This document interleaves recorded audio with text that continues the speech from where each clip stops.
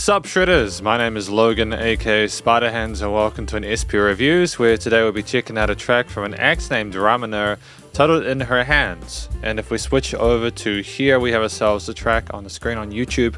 We're going to be listening through it from start till finish and we're going to hear what we think. Let's go!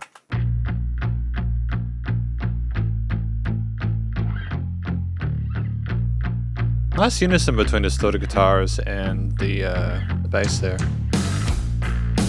In your hands I feel your pain, suffering alone. I wonder when she'll find her only way home. Kind of channeling the early 90s sort of grunge aesthetic with this one. It's great to hear a drummer vocals, doing the vocals. That's something you see every day.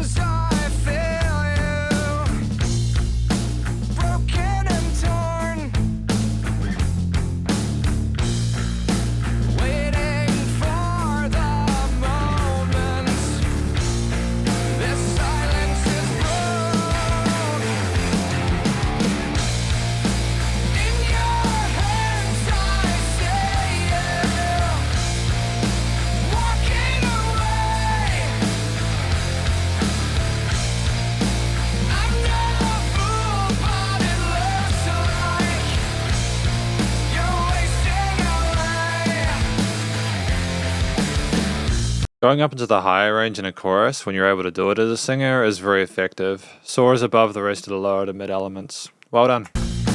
In my hands you feel me, so dark and cold. Broken lovers searching for a home. In my soul I know that you're my way home, but I'm so broken, I'm better off alone, yeah. Fantastic vocal fry.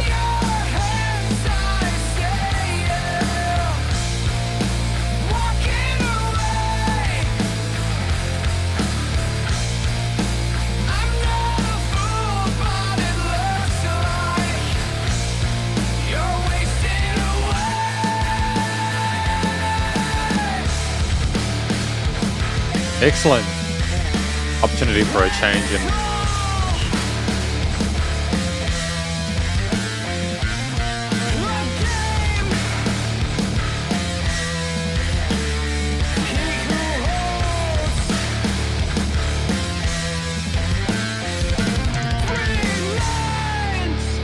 I just love the fact that we're that interlude, a position where we typically do shift the narrative a little bit, have a change in lyrics and scenery, that we also had a change with the chord progression, the groove on the drums there, move into a more sort of intricate split kind of 16th note pattern there, with a more adventurous guitar line as well with the bass. The bass is just so thick throughout this, man. It's just so supportive in the lower register. This is a really special song. They've done incredibly well with this one. Kind of minimalist.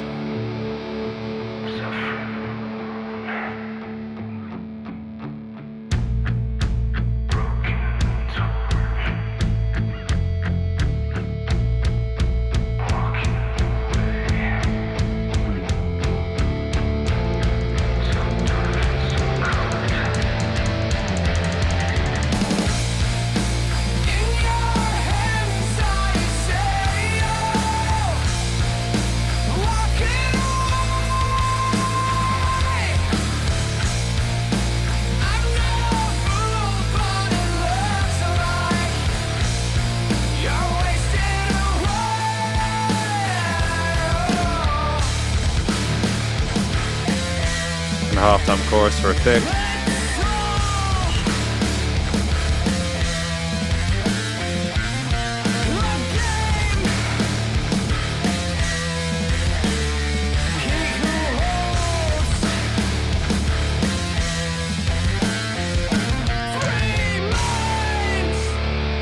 Who holds three minds?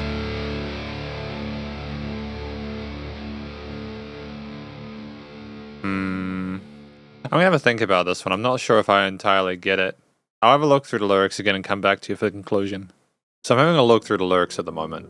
We got the first line, in your hands I feel your pain, suffering alone. But then we're talking about when she'll find her. So we've got you and then her. Broken and torn, waiting for the moment the silence is broke.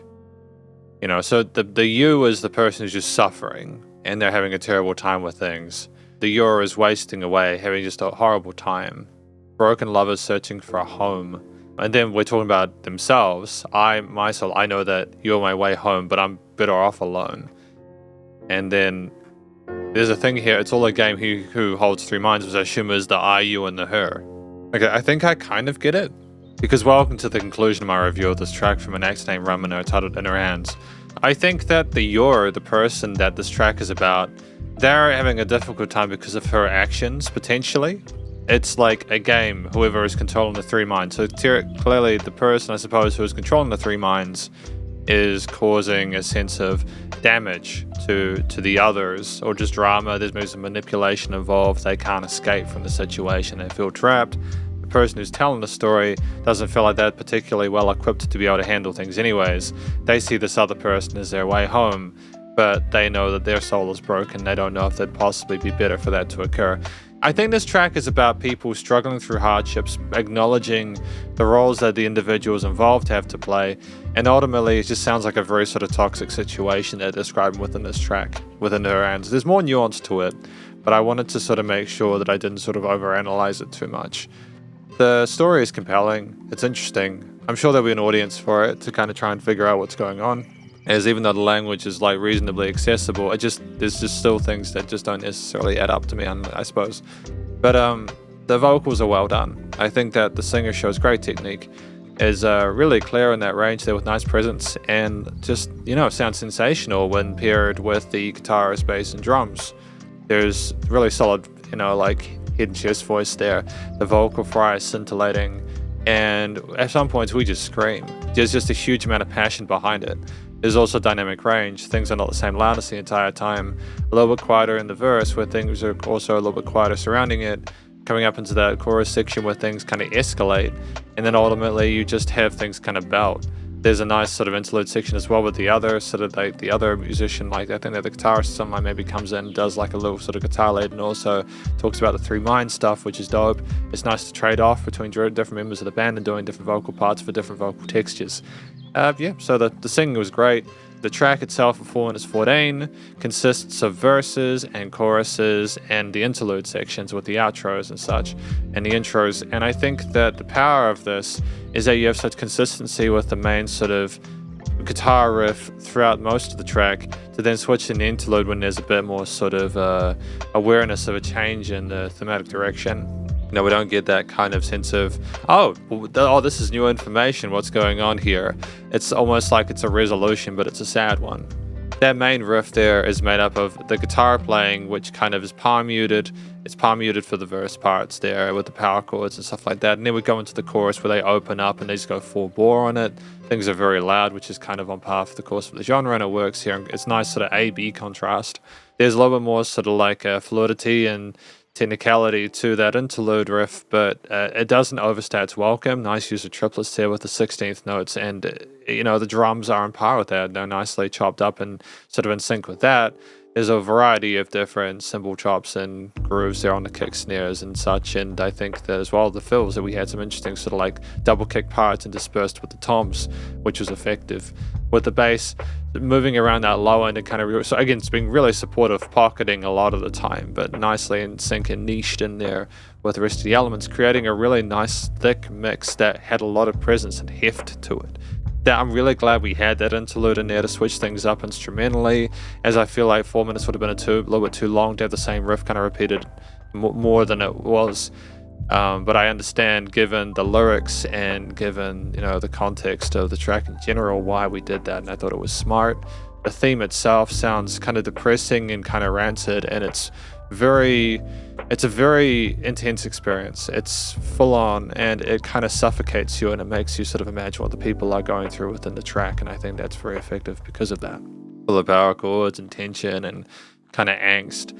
And it finishes in like a minor resolution there where it doesn't feel good, but at least you're not finishing on a weird sort of note. It's like three minds. Whoever controls has the three minds. It's just a game, you know. But that's the conclusion you come to, and you're left kind of thinking, oh shit. but ultimately, I think the theme there with the power chords, the tour de force, was great. And I think things were nicely synced and synergized, and I don't think it was a note out of place. Studio recording, mixing, and mastering was tight. The vocals had a great presence in the mix with the vocal fry or, you know, like clean parts coming through nice and neatly in that mid to high range. Part of that was because of how we stacked the vocals, going to that lower mid range to the high, kind of soaring upwards, and the guitars, bass, and drums sit below it or with it. And yeah, nicely double tracked rhythm guitars there, nice thick full sound. The bass, nicely niched there without too much interference in the guitars because of the high pass filter there. The drums punchy and tight without sort of cutting too much into the mix. Nothing was over processed or sort of like, you know, like it was a raw performance. It sounded like industry grade, but it wasn't. They didn't sort of do any sterilization or anything like that to try and improve the experience artificially. There was dynamic range to the piece as well. Things weren't the same loudness all the time, which makes it more interesting to listen to. And it was nice and loud without pumping. It was really loud in those chorus sections, really huge, and that's exactly what we needed from the power there. It sounded massive, and it was very effective because of that.